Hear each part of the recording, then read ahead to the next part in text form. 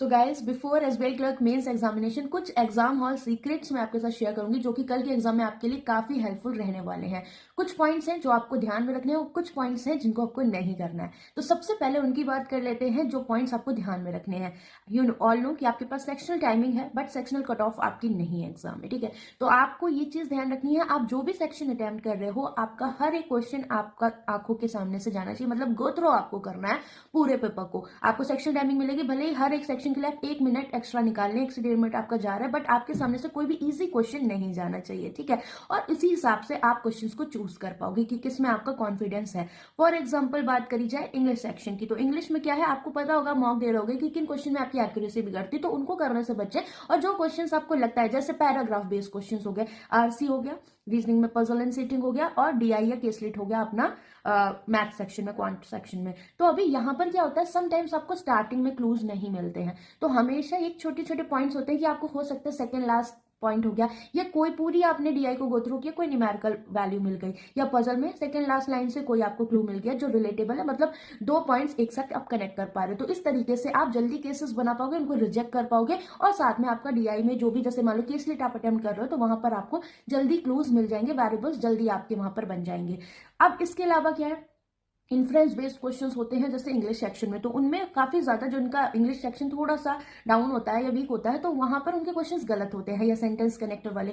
तो आपको अगर ऐसा फील होता है कि आपकी एक्यूरेसी आपको नहीं समझ में आ रही, वहां नहीं बन रही, उनको मत करें, क्योंकि मेंस का पेपर है, तो आपको एक्यूरेसी का भी ध्यान रखना है। बहुत सारे बच्चे एक टारगेट स्कोर सेट कर लेते हैं, अब आपको पेपर में वो चीज नहीं करनी है, ठीक है, कि आप पहले से ही बना के जा रहे हो कि नहीं मुझे इतने अटेम्प्ट करने हैं, क्या फायदा, आपने उतने अटेम्प्ट किए बट आपके मार्क्स नहीं आए, ठीक है। आपने बहुत ज्यादा नेगेटिव किया, और जो आपने ईजी किया था वो भी किया, और फिर बाद में बाहर निकल के आए, पता लगा पेपर टफ था, ठीक है। आप सब जानते हो सकता है क्वांट सेक्शन आपके लिए चैलेंजिंग आ जाए, जीए सेक्शन आ जाए, रीजनिंग आ जाए, कोई भी सेक्शन हो सकता है जिसमें जीए क्वांट में से ज्यादा चांसेस होता है, और लास्ट ईयर का ट्रेंड देखें तो जीए थोड़ा सा चैलेंजिंग आ रही है। तो आपको ये पॉइंट ध्यान रखना है कि जीए के क्वेश्चन या कोई भी, मैं कह रही कोई भी सेक्शन आप अटेम्प्ट कर रहे हो, डायरेक्शंस को बहुत केयरफुली पढ़ना, क्योंकि जल्दबाजी में गलत पढ़ के फिर रीड करने में जो कंफ्यूजन क्रिएट होता है वो बहुत गंदा वाला होता है। तो इसलिए थोड़ा कामली एक बार में गो थ्रो करके, मतलब एक बार में रीड करके क्वेश्चन बनाने की कोशिश करें, ज्यादा हड़बड़ी नहीं करनी है एग्जाम में, ताकि गलतियां ना हो और बार बार रीड आपको ना करना पड़े, क्योंकि वो चीज कॉन्फिडेंस डाउन करती है ना। जो क्वेश्चन इजी होते हैं, जैसे कि क्वांट सेक्शन की बात करें, आपको स्पीड मैथ्स के जो क्वेश्चन कहीं भी मिल रहा है, 50 में से जहां जहां क्वेश्चन 45 मिनट आपको क्वांट के लिए मिलेगा, उनको पिक कर करके कर लो, चाहे वो नंबर सीरीज हो, क्वाड्रेटिक हो, अप्रॉक्सीमेशन हो। 10 से 15 नंबर जब आपके हो जाएंगे, थोड़ा सा कॉन्फिडेंस आपके अंदर आएगा, then you can move to DI. जो इजी डीआई है पहले उसको बनाए, क्योंकि कुछ डीआई पीओ प्रीलिम्स लेवल की भी दिख जाती है एक दो, तो आप उनको पहले कर लें, ठीक है। अब आपको लग रहा है लास्ट टाइम पे टाइम कम बच रहा है, तो कुछ अपने जो अर्थमेटिक आपको स्ट्रॉन्ग लगते हैं आप उनको उठा के कर ले। तो ये तरीका आपका होना चाहिए। कल मैंने लाइव मॉक सॉल्विंग सेशन भी डाला, उससे आपको बहुत हेल्प होगी, उसकी लिंक मैं आपको कमेंट सेक्शन में दे दूंगी, कि क्वांट को आपको रियल एग्जाम में कैसे अटेम्प्ट करना है, वो बहुत हेल्पफुल रहेगा, सीरियसली तो देखिएगा, ठीक। इसके अलावा रीजनिंग में सेम चीज है, पजल्स को आप पहले टारगेट ना करें, पहले जो वन लाइनर्स आपको इजी लग रहा है, या कोडेड इनइक्वालिटी, इनपुट आउटपुट मिल रहा है, इनको आप पहले कर लें अगर इनके लॉजिक आपसे फाइंड आउट हो रहे हैं। पजल्स में भी जिनमें कम चॉइसेस और कम वेरिएबल्स हैं, उनको पहले ट्राई करें। मतलब हमें पेपर की शुरुआत में कभी भी कोई चैलेंजिंग पार्ट नहीं उठाना है जिससे हमारा बहुत सारा टाइम वेस्ट हो जाए, ठीक। और आपको मैं बता दूं, मेंस का एग्जाम है, आई नो थोड़ा सा कट ऑफ हाई जाता है, बट फिर भी डुएबल पार्ट को आप पहले करें, क्योंकि ये मेंस है, आपको पूरा सर्वाइव करना है पूरे पेपर में। सेक्शनल टाइमिंग तो है, बट सारे सेक्शन एक के बाद एक आपके ओपन होंगे, और डायरेक्शंस को बहुत केयरफुली आपको रीड करना है। क्या चीजें हैं जो करनी है, कि पूरे पेपर को गो थ्रो करना है, डायरेक्शन बहुत केयरफुली पढ़नी है, 2 पॉइंट्स बहुत इंपॉर्टेंट है, ठीक है।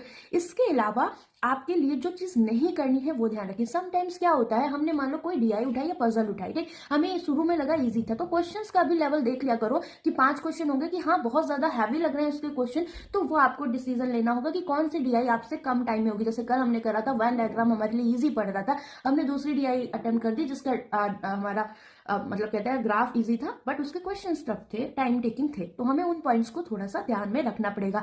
जैसे कि समटाइम्स इनडायरेक्ट डेटा आपको डीआई में मिल सकता है, फॉर एग्जांपल पाई आता है, तो पाई में पूरा 100% परसेंटेज में होगा, तो 100% के बराबर करोगे, डिग्री में होगा 360 डिग्री के बराबर करोगे।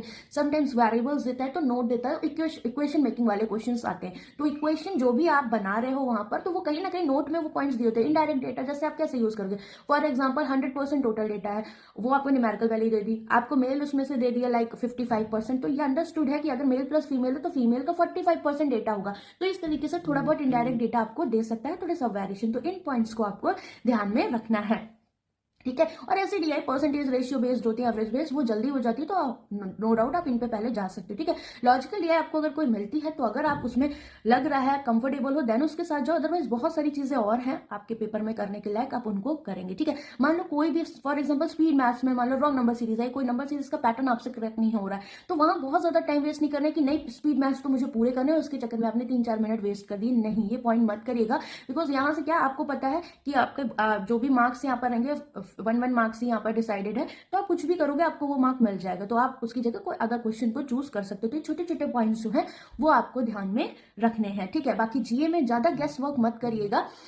जैसे लास्ट टाइम की बात करें तो बहुत सारे बच्चे 6, 10, 15 इस तरीके से मैंने देखे थे कि बच्चे अटेम्प्ट करके आ रहे हैं। बहुत सारे बच्चे नंबर ऑफ अटेम्प्ट्स बढ़ाने के लिए जीए में ज्यादा अटेम्प्ट कर देते हैं, जो कि उनके रॉन्ग हो जाते हैं, तो इस तरह की बात मत करना।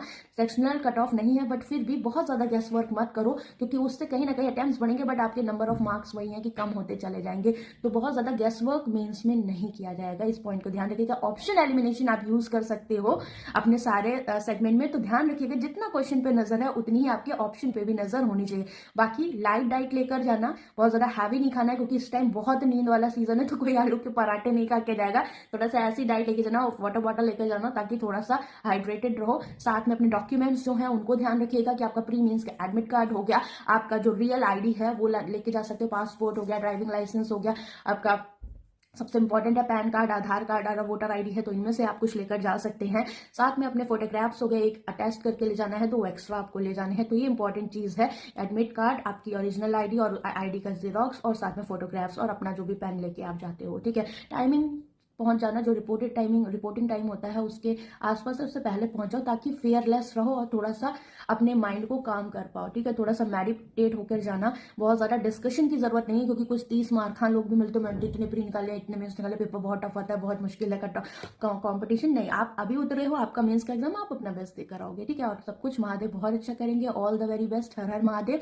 भगवान सब अच्छा करेगा। अपने मम्मी पापा का आशीर्वाद लेकर जाओ, एंड आई नो कि ये जो आपका जो स्टेज है एसबीआई क्लर्क मेंस का, इसके बाद आपको डायरेक्ट जॉब मिलेगी, तो जितनी आपने तैयारी करी है उसमें अपना बेस्ट देकर आना है। किसी की ज्यादा होगी, किसी की कम होगी, तो आपको उसी में अपना बेस्ट देकर आना है, बहुत ज्यादा नहीं सोचना है, क्योंकि हम उनसे कंपेयर नहीं कर पाएंगे अगर किसी ने बहुत अच्छे से प्रिपरेशन की हुई है और हमने 15 दिन करी हुई है, राइट। तो आपको स्मार्टली अप्रोच करना है, जितना आपने पढ़ा है उस हिसाब से जो मैंने आपको पॉइंट्स बताए हुए हैं। तो all the very best, bye bye, take care guys.